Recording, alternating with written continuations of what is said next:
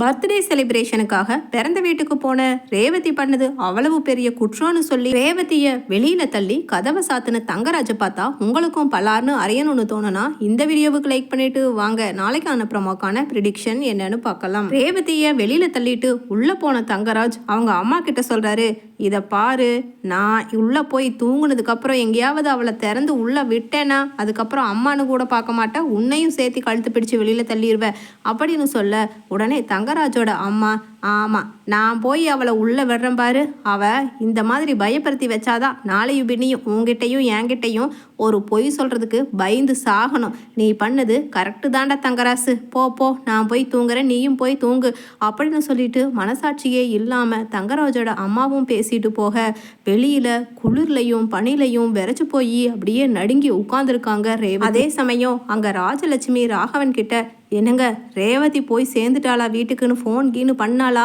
அப்படின்னு கேட்குறாங்க. உடனே ராகவனோ, இல்லை ராஜலட்சுமி, நானும் பிள்ளைக்கு தான் ஃபோன் போட்டு போட்டு பார்க்குறேன், இன்னும் எடுக்க மாட்டேங்குது அப்படின்னு சொல்கிறாரு. உடனே ராஜலட்சுமி சொல்கிறாங்க, ஆமாம் இவளுக்கு பிறந்தநாள் ஒரு பெரிய கேடுன்னு அவளும் வந்தா பாருங்க, அவளை சொல்லணும், வீட்டுக்கு போயிட்ட ஒரு ஃபோன் கூட இந்த புள்ள பண்ணி சொல்கிறதுக்கு என்ன அப்படின்னு சொல்லிட்டு வெளியில் ஹாலுக்கு வந்து உட்கார உடனே ராகவனோ, என்ன ராஜலட்சுமி, நேரம் நெருங்க எனக்கும் பயமாக இருக்குது, ரெண்டும் கெட்ட நேரத்தில் இந்த புள்ள வீட்டுக்கு போய் சேர்ந்துச்சா சேரலையான்னு பெத்த மனசு கேட்க மாட்டேங்குதே, எப்படித்தான் தூங்குறாங்களோ ரூமுக்குள்ளே அப்படின்னு சொல்லிட்டு ராஜலட்சுமியும் ஹாலில் உட்காந்துக்கிட்டு அங்கே ரூமை போய் தட்டி பாருங்க சுரேஷ் ரூமை, அவனையாவது ஃபோன் பண்ணி பார்க்க சொல்லுவோம் அப்படின்னு சொல்லிட்டு சொல்ல, இதோ நான் பண்ணுறேன் அப்படின்னு சொல்லிட்டு போய் கதவை தட்டுறாங்க. அதே சமயம் சுரேஷும் அழகுமதியும் அப்போ தான் படுக்க போயிருக்க வெளியில் கதவை திறந்துட்டு வர்றாரு சுரேஷ். என்னப்பா என்ன அப்படின்னு கேட்க, உன் அக்கா ரேவதி வீட்டுக்கு போய் சேர்ந்துட்டாளா இல்லையான்னு தெரியலப்பா, ஃபோன் பண்ணால் எடுக்க மாட்டேங்கிறா,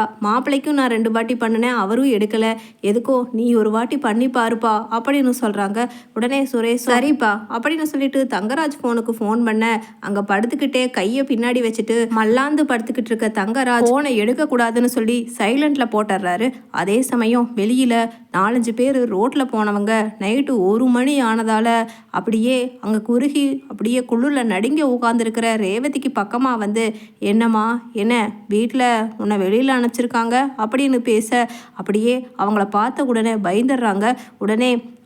அப்படியெல்லாம் கிடையாது, எங்கள் வீட்டில் எல்லாரும் உள்ளதாக இருக்காங்க, எனக்கு தூக்கம் வரலன்னு நான் வெளியில் உட்காந்துருக்கேன் அப்படின்னு தைரியமாக பேசுகிறாங்க. என்ன இருந்தாலும் அவங்கள அங்கேருந்து போக வைக்கணும்னு. அதே சமயம் உடனே, அப்படியா இந்த நேரத்தில் தூக்கம் வரலன்னு, என்ன இவ்வளவு பெரிய கதவு இவ்வளவு பெரிய வீட்டில் உன்னை என்ன இப்படியா உட்கார வைப்பாங்க, என்னமோ நடந்திருக்கு, சரி நாம் என்ஜாய் பண்ணலாம் கொஞ்சம் நேரம் அப்படின்னு சொல்லிட்டு மாற்றி மாற்றி டபுள் மீனிங்கில் பேசிக்கிட்டு இருக்க அவங்கள பார்த்தாலும் நல்லவங்களா தெரியாததால் கதவை தட்டுறாங்க ரேவதி. என்னங்க அத்தை கதவை திறங்கத்த, இவங்க 4 பேர் என்னை ரொம்ப டார்ச்சர் பண்ணுறாங்க அத்தை, ப்ளீஸ் அத்தை ப்ளீஸ் அப்படின்னு சொல்லிட்டு சத்தம் போட எதுவுமே காது கேட்காம அவங்கவுங்க ரூமில் தூங்குறதால எட்டி கூட பார்க்க மாட்டேங்கிறாங்க. அதே சமயம் காலிங் பெல் அழுத்தி பார்த்தோம், அங்கே எடுக்கவே இல்லை, யாருமே வந்து எட்டி பார்க்கல. உடனே ரேவதி வெளியில் ஓடி போகிறாங்க. ஓடி போக 4 பேருமே துரத்திக்கிட்டே போகிறாங்க. போய் பார்த்தா எதிரில் ஒரு வண்டியில் விழுகிறாங்க. விழுந்த ரேவதியை பார்த்து அதிர்ச்சி ஆகிடுறாங்க அந்த வண்டிக்காரங்க. யாருன்னு பார்த்தா அந்த மிட் நைட்டில் பாக்யராஜோ அழகு மலரும் நைட் ரைடு போயிட்டு வந்துட்டுருக்காங்க. உடனே, என்னம்மா ரேவதி இந்த நேரத்தில் உங்கள் வீடு 1 கிலோமீட்டர் இருக்குது, இந்த 1 கிலோமீட்டராக நீ ஓடி வந்திருக்க, மூச்சு வாங்குது அப்படின்னு அப்படியே கட்டி தாவி அணைச்சு அப்படியே தலையை வருடி விடுறாரு பாக்யராஜ். அண்ணே என்னை காப்பாத்துனேன், அண்ணே என்னை காப்பாத்துனேன் அப்படின்னு சொல்லிட்டு ரேவதியும் அழுக கண்ணீரை தொடச்சி விட்டுட்டு அங்கே பாக்யராஜ் வந்ததால் அவங்க 4 பேருமே திரும்பி ஓடிடுறாங்க. உடனே, என்னம்மா ஆச்சு, எதுக்கு மாப்பிள்ளை எங்கே போனார், ஏன் நீ மட்டும் இப்படி ஓடி வர்ற அப்படின்னு மலரும் கேட்க உடனே அங்கே ரேவதி, அண்ணே நான் பிறந்தநாள் கொண்டாட்டத்துக்கு அங்கே வந்தேன்னு சொல்லி என்னை அடித்து துரத்தி வெளியில் விட்டுட்டாருன்னு, உள்ளே விட மாட்டேங்கிறாருண்ணே, நடு ராத்திரி ஒரு பெண்ணு கூட பார்க்காம என்னை இப்படி நிப்பாட்டிட்டு உள்ளே போய் தூங்கிட்டாங்கண்ணே, அப்போ எங்கள் வீட்டு வழியாக போன இவனுங்க 4 பேரும் என்னை துரத்தி அசிங்கமாக பேசி அசிங்கமாக பார்த்து காயப்படுத்திட்டாங்கண்ணே, அண்ணே எனக்கு பயமாக இருக்குண்ணே அப்படின்னு அப்படின்னு சொல்லிட்டு ரேவதி அழுகிறத பார்த்துட்டு சச்சே ஒன்றும் இல்லைம்மா, இனி அண்ணன் வந்துட்ட, நீ ஏறு பைக்கில் வீட்டுக்கு போகலாம் அப்படின்னு சொல்லிட்டு பாக்யராஜ் கூடவே ரேவதியையும் மலரையும் கூட்டிட்டு வீட்டுக்கு போகிறாங்க. மலர் மதிக்கு ஃபோன் பண்ணுறாங்க. மதி, அத்தை மாமாலாம் தூங்கிட்டாங்க தானே, வந்து கதவை தரமா அப்படின்னு சொல்ல, அக்கா அவங்க தூங்கவே இல்லைக்கா, ரேவதி அக்காவுக்கு ஃபோன் பண்ணால் அவங்க எடுக்கலைன்னு சொல்லி இங்கே உட்காந்துருக்காங்க ஹாலில். எனிவே எதாக இருந்தாலும் தெரியத்தானே போகுது, நான் இப்போ கதவை திறக்கிறேன், நீங்கள் எதுக்கும் தயாராக இருந்துக்குங்க, அது ஒன்றும் பிரச்சனை இல்லை, நீங்கள் பேசி சமாளிங்க அப்படின்னு சொல்லிட்டு அழகுமதியும் சொல்ல, உடனே திறக்க ரேவதியும் கூட இருக்கிறத பார்த்த அழகுமதி, என்னது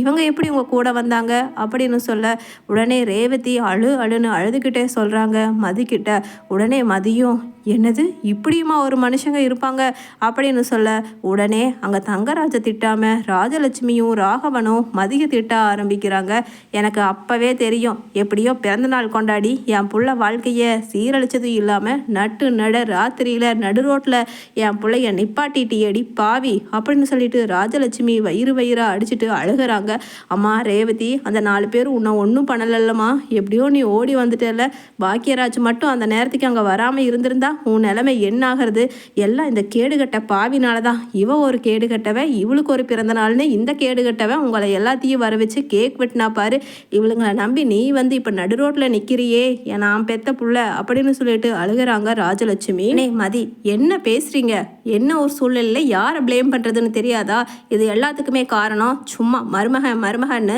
தலையில் தூக்கி வச்சுட்டு ஆடுறீங்கல்ல உங்கள் மாப்பிள்ளை தங்கராஜ் தான், அவரை ப்ளேம் பண்ணாமல் என்னையும் மலரக்காவையும் ப்ளேம் பண்ணிக்கிட்டு இருக்கீங்க அப்படின்னு சொல்ல, உடனே அங்கே பக்கத்தில் நிற்கிற சுரேஷ், ஸ்டாப் இட் மதி, அத்தனைக்கும் காரணம் நீ தான் அப்படின்னு சொல்லிட்டு சொல்கிறாரு.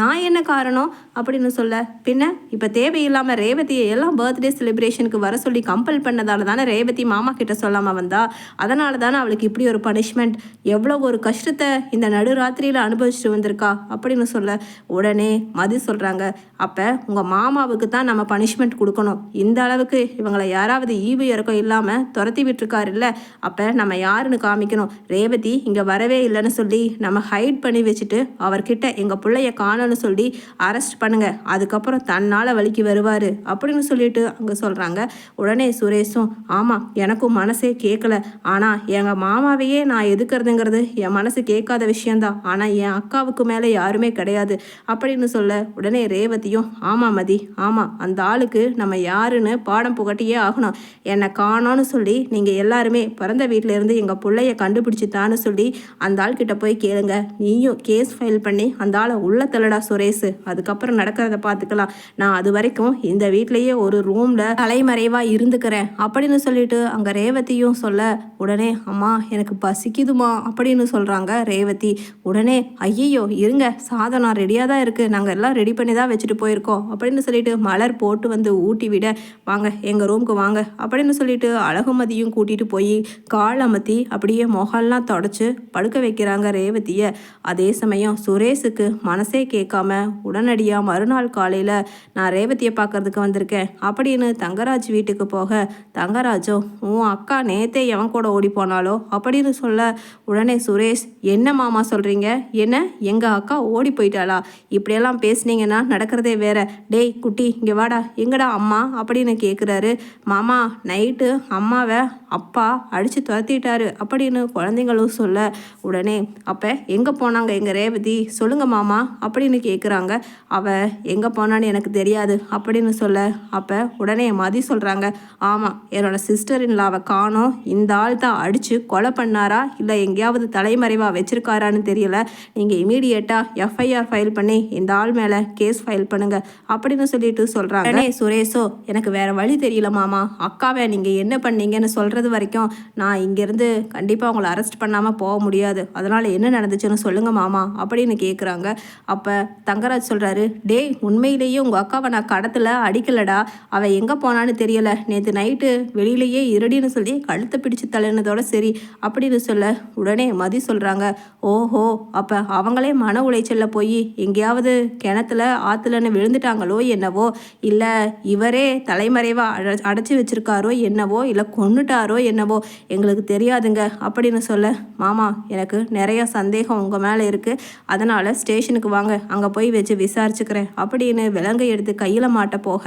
உடனே தங்கராஜ் சொல்கிறாரு, டேய் சுரேஷு நான் தானடா உன்னை கஷ்டப்பட்டு இன்ஸ்பெக்டர் ஆக்குனது, என்னையே நீ இப்படி கைது பண்ணுறதுக்காகவா நான் உன்னை இன்ஸ்பெக்டர் ஆக்குனேன் அப்படின்னு சொல்ல, மாமா உங்களைன்னு இல்லை, யாருமே மனசாட்சிக்கும் சட்டத்துக்கும் கட்டுப்பட்டு நடக்காமல் இருந்தால் கைது பண்ணுறது தான் என்னோட வேலை. அதனால் எங்கள் அக்காவை கண்டுபிடிக்கிற வரைக்கும் நிச்சயமாக நீங்கள் உள்ளதாக இருக்கணும் அப்படின்னு சொல்ல, உடனே சேச்சே விடு நான் சொல்லிடுறேன் எங்கன்னு அப்படின்னு சொல்லிட்டு தன்னோட ஃபோனை எடுத்து ஃபோன் பண்ணுறாரு ரவுடி கும்பலுக்கு. டேய் எங்கடா, எங்கே துரத்திட்டீங்க அவளை, எங்கே போனா அப்படின்னு கேட்க, உடனே சார் நீங்கள் சொன்ன மாதிரி நாங்கள் நடுராத்திரியில் வந்து பயமுறுத்தினோம், அப்படி இருந்தும் அவங்க ஓடி போனாங்க, அவங்க அண்ணனோ தம்பியோ யாரோ எதுக்க வந்தவங்க அவங்கள கூட்டிகிட்டு போயிட்டாங்க சார், அதுக்கப்புறம் நாங்களும் எங்கள் இடத்துக்கு வந்துட்டோம் அப்படின்னு சொல்ல, அப்போ நீயோ பாக்யராஜோ தானே அவளை கூட்டிகிட்டு போயிருக்கணும் அப்படின்னு சொல்ல, உடனே மதி சொல்கிறாங்க, at this point inspector Suresh sir, இவரே நடு ராத்திரியில் பலவந்தமாக மனைவியை கழுத்தை பிடிச்சு வெளியில் தள்ளினதும் இல்லாமல்